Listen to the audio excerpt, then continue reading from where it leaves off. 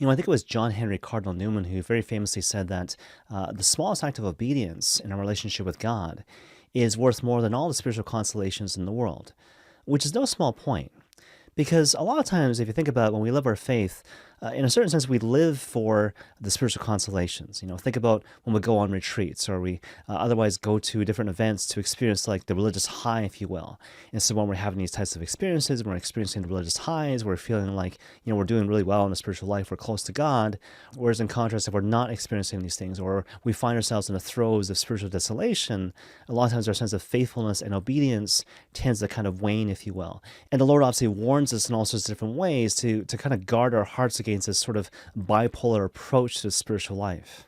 And in a certain sense, this particular point that we're talking about here comes through really strongly in this really famous story from the Gospel of Luke, chapter 16, which focuses on the story of the rich man and Lazarus. And so as a sort of a quick recap with regards to the story, there's this poor man named Lazarus who is basically suffering and dying at the doorstep of this rich man who basically has no name over the course of the story. The rich man dies and he's basically sentenced to burn in hell as a result of his indifference to Lazarus and his lack of love in general, right?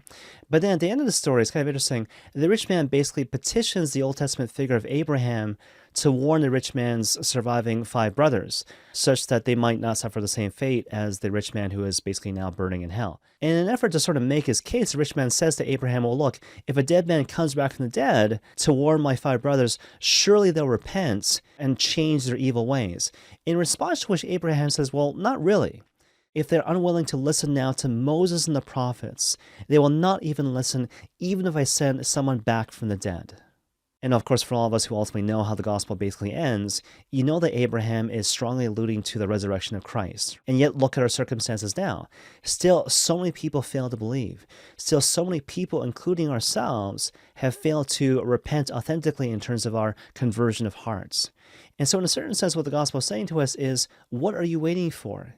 You know Jesus Christ has come back from the dead. He has again suffered and died and risen from the dead, which means that everything he has said in the gospel is authentic and true, including and especially the call to conversion. And so therefore, the only thing left for us to do is to correspond to those words, to correspond again to the call to conversion. Because Jesus Christ truly has died, he has risen, and he will truly come again.